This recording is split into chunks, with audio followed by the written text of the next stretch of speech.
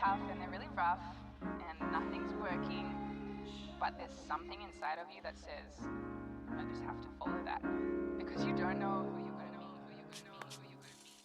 meet. Welcome to the Binge on Self-Love podcast. My name is Anna, but you can call me Anshi, and thank you so much for tuning in.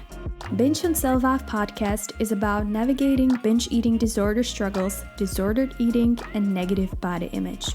Although I share my personal experience with having a negative body image, eating disorders, and I do uncover bits of my personal story, this podcast is not as much about me as it is about you. Beautiful human beings who struggle, who fight, who grow, and who evolve every single day. This podcast is for anyone who wants to feel supported on their recovery journey and simply for anyone who's trying to improve their relationship with themselves. I believe together we can turn something so negative, such as binge eating, into something more positive and hopefully go from binging on food and self-hatred to binging on self-love. Subscribe to the Binge on Self-Love podcast on your favorite platform and tune in every Tuesday for a new episode. But there's something inside of you that says, I just have to follow that because you don't know who you're going to meet. Disclaimer: Binge on Self-Love podcast is intended for informational purposes only. It doesn't provide professional medical advice and it is not a substitute for diagnosis or treatment. In this podcast, we cover the topic of eating disorders, so if you find this topic triggering, it may be better for you not to listen to this podcast. Always make sure to put your mental health first. Hello everyone, welcome to the Binge on Self-Love podcast. My name is Anna, but you can call me Anchi and I'll be your host. Thank you so much for tuning in today. I hope you're having a great day so far, although it's just Tuesday, but there's never too early or too late to have a great week. Today, I want to share my experience with breaking the binge eating cycle. The very first episode of the Binge on Self-Love podcast that I've ever recorded was actually about breaking the binge eating cycle, which was 2 years ago. Which, by the way, is pretty crazy for me considering I've been doing this podcast for 2 years now. Anyway, I wanted to do something like a little update on breaking the binge eating cycle because I know from my own experience that it can be pretty damn hard. And also, I feel like I've learned quite a lot about myself and my relationship with food during the past few years that I would like to share. So without further ado, let's get into today's episode. Breaking the binge eating cycle. Where do we start? Maybe I'll try to explain what the binge eating cycle is in case you don't know. Binge eating cycle is pretty much a cycle, surprisingly, where you find yourself stuck in the cycle of restricting yourself and dieting. Then you feel an urge to binge and to indulge in foods you've been forbidding yourself. And then binging, which ultimately leads to feelings of guilt and shame, which then lead back to restricting your diet. And it goes like this on and on, so it's like this never-ending cycle, and it may feel like there's no way out. But don't lose hope, it is possible to get out of that cycle, and it is possible to recover from the binge eating disorder. Keep in mind that I'm sharing what has helped me personally. Everyone's journey is a little bit different, and especially everyone's pace is different. When it comes to binge eating and binge eating disorder, we tend to feel a lot of shame after every binge, hating on ourselves, on our actions, not understanding why we binged yet again. And also we usually try to make up for that binge by restricting our calorie intake afterwards on the next day. We may make a promise to ourselves that this was the last time we've binged and that from now on we're only going to eat well and we will never binge again. But sooner or later, the cravings and the urges to eat more food and to binge eventually start to creep in, and they're getting stronger and stronger until we eventually give in and binge. And then the entire cycle repeats itself. If it's something that sounds familiar to you, you're not alone. I've been there too, and I believe many of our listeners have experienced that as well. Breaking the binge eating cycle is so important in order to allow yourself and your body and your mind to recover from the eating disorder. I put together a few things that I found to be essential on my journey over time when it comes to breaking the binge eating cycle and recovering from the binge eating disorder. Those things are: number 1, not restricting yourself; number 2, identifying the triggers; number 3, rewriting old patterns; number 4, giving up on food labeling; number 5, incorporating more foods into your diet; and number 6, trusting the process. Now let's go through the points one by one in detail. Number 1, not restricting yourself. I believe that not restricting yourself is one of the key things, if not the key thing, on the recovery journey. If you wouldn't stop restricting yourself, you can almost imagine it like having a broken leg, but going for a run every day, and then being surprised that your leg is not healing. You need to give your broken leg time and space to heal, just as you need to do the same for your body and your mind. Restricting your calorie intake and the types of food you eat are one of the main reasons why you're probably binge eating in the first place. You've probably heard that many times before, but our bodies are smart, and if we deprive them, they will do everything they can to make us eat. So it's not really surprising that we overeat or that we binge after we restrict or even starve ourselves. Even if we skip the part that restricting yourself is not going to help you recover from the binge eating disorder, it's also definitely not going to do any good to your body and to your health.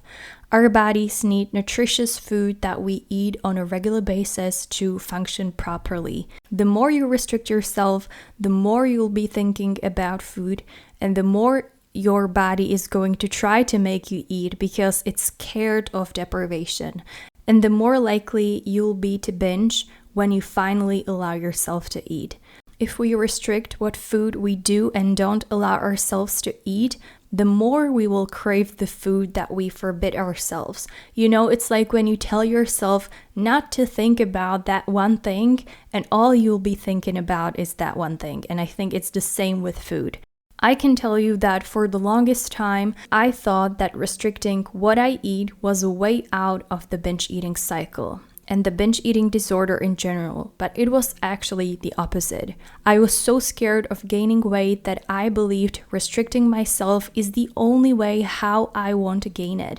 But by restricting and starving myself and then binging afterwards, I was actually gaining even more weight. Once I finally stopped restricting myself and I started feeding my body the way it deserves, nutritious food, variety of foods, eating on a regular basis, it slowly started to heal.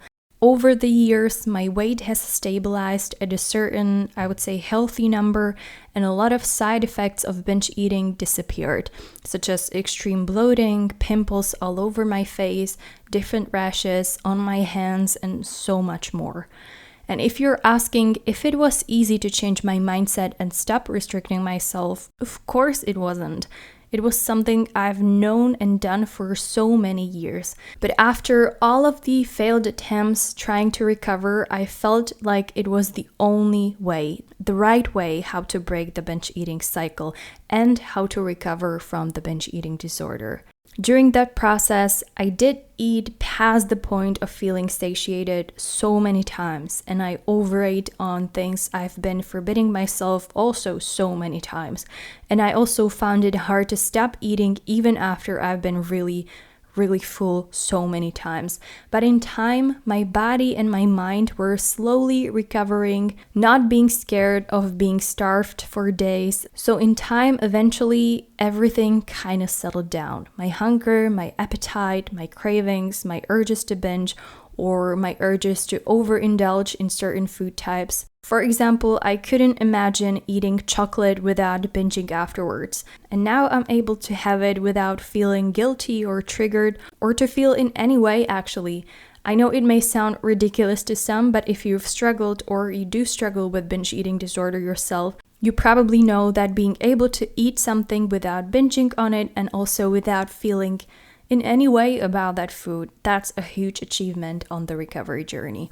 There are definitely some more foods that I do get either triggered by or that evoke negative emotions or negative associations or guilt, but it's still a process. I'm learning as I go. And in time, I was able to slowly start focusing more on the variety of food and what more food groups and food types I can add and try instead of cutting them out of my diet. I'm now able to focus more on what new interesting combos I would like to try, what new recipes I would like to cook, and stuff like that.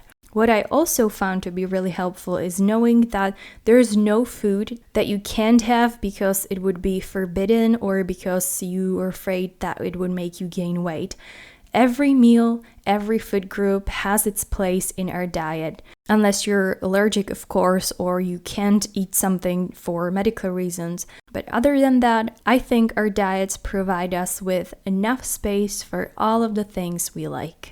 Number 2, identifying the triggers. Second thing that has helped me on my journey trying to break the binge eating cycle was identifying the triggers. Foods, situations, emotions, or places that usually triggered my binge eating. Of course, those triggers were evolving and changing over time, just like I was, but usually the emotional trigger behind them was the same. For a long time, for example, studying at a university and the stress surrounding the exams were the most significant triggers for my binges. Also, any fights that I would have with my partner or my family, then it was always the upcoming summer and the idea of wearing bikinis in the summer. Then not eating enough was triggering for me, and plenty of other reasons. Also, I can't forget to mention that a habit was often the reason why I ended up binging. Once it became a habit, it was much easier to respond to any stressful or unusual or uncomfortable situation with binge eating. But when you're able to identify the triggers, it's a little easier to work with them. If you know that you tend to binge eat when you're stressed, and you know that there's some stressful event coming up in your life, you can better prepare yourself for it. And although you may not avoid the binge eating completely, you may lower the frequency of the binges or the amount of food you binge on, or you may even prevent some of the binge sessions from happening. I think it's a lot about paying attention to how you react and how you handle different situations.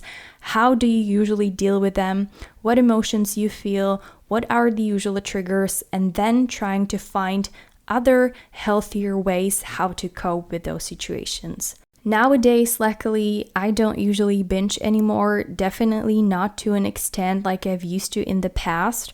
Although I did have some periods of time when I was binging during the past couple of months and years. I did notice that if I binge, it's usually for these two reasons. First, it's when I'm dealing with something that's really stressful for me, or something that's causing me anxiety, or if it's something that I don't have any control over and I don't know how to deal with. Most recently, I did binge eat for a couple of weeks when I was switching jobs. It was a very stressful period for me. My decision to quit my previous job was pretty quick, so I didn't have much time to prepare myself for it. And also, as all of you probably know, the entire process of applying for jobs and going through the interview process is pretty demanding on your self-confidence. So that was a period when I started binging again for a couple of weeks. Sometimes I tend to incline to food when there's some family situation going on, but what I find really helpful is noticing, even retrospectively, what were some of the common triggers, situations when I incline to binge eating. Like I've said, for me, those are stressful situations, situations that are new or unknown, and situations when I feel like I have no control over.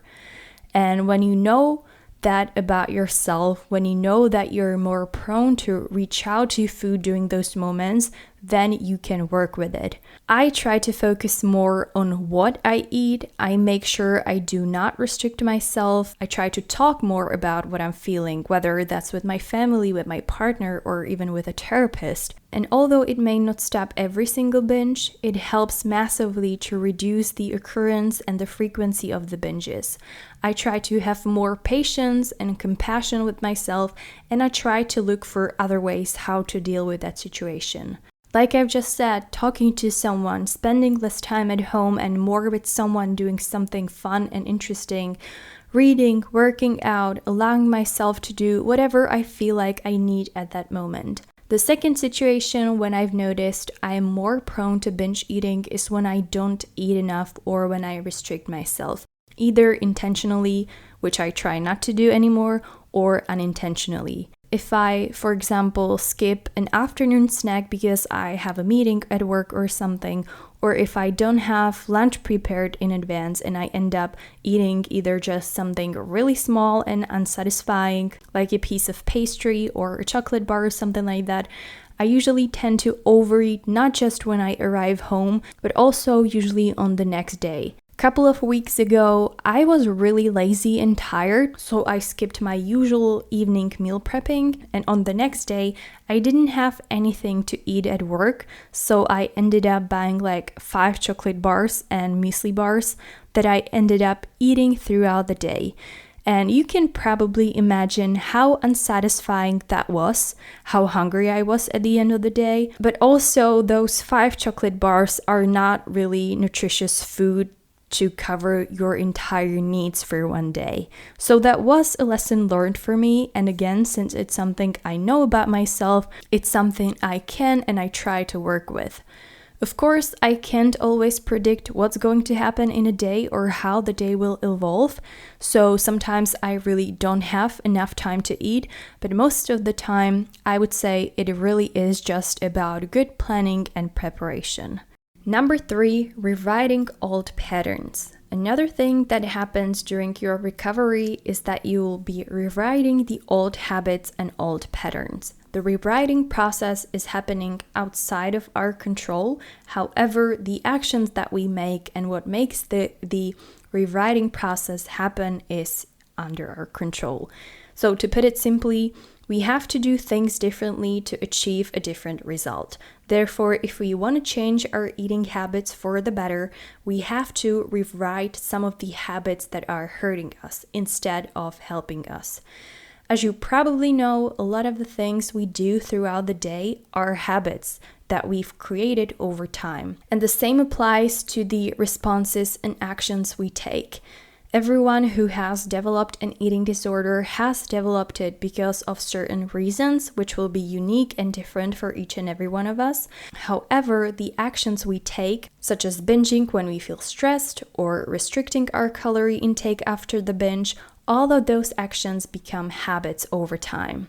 Most of the time, my binges were automatic. I was binging for years every single day, so it became such a strong habit that I didn't even know how else should I react to a certain situation. What has helped me on my recovery journey and on my journey trying to break from that binge eating cycle was reminding myself as much as I could that even if I try to eat well, but I end up binging, that doesn't mean that there's something wrong with me. I've been binge eating for so long, so it became a habit, and the only way to break a habit is to replace it with a better one. Doubts on our recovery journeys are completely normal, so I've tried to remind myself that everything takes time. I'm not going to stop binge eating overnight. I have to be patient, I have to keep trying and replacing the unhealthy habits with good ones and with the healthy ones. And by good and healthy habits, I mean not restricting myself when it comes to calories, food groups, food types, making sure I eat regularly, not forbidding myself certain foods, eating out, not avoiding eating at family gatherings, etc. Find what works the best for you. We will all have different triggers, different pain points, so be really patient with yourself. Remind yourself that any change is time demanding and that habits don't change overnight. And if you end up binging, don't feel like there's anything wrong with you. Recovery takes time. I think the worst we can do for our self-esteem and our determination is to expect that things will immediately change, because they won't. I've mentioned it in some of the episodes before, but doing little changes in my routine and my environment also helped me tremendously when it comes to breaking the binge eating cycle. Switching the place you normally eat in for a different place or a different room, or eating with someone if you're used to eating alone. I also find it helpful if I bought the food I would normally binge on, for example, a chocolate bar, and I would go to the store with my partner or my friend, and I would buy that chocolate bar with them and then eat it with them on a walk or somewhere. All of a sudden, it feels weird that you're eating that thing that you've been associating with binges, but now you're eating it with someone on a walk, doing regular stuff, and all of a sudden it starts to slowly change the negative associations that you have with that food. All of those little changes in our routines that we make are contributing to the bigger changes, and those to changing our behavior, our old patterns, and ultimately to changing our life for the better. While recording this episode, I figured it will be a pretty long one, and because I have a few more tips I want to share with you, I've decided to split this episode into 2 parts. So this is where I will wrap it up for today, and I'll be back next week with part 2, so make sure that you're subscribed to the Binge on Self-Love podcast so you don't miss any of the future episodes. I'll be back next Tuesday. Until then, take care and talk to you soon. Bye!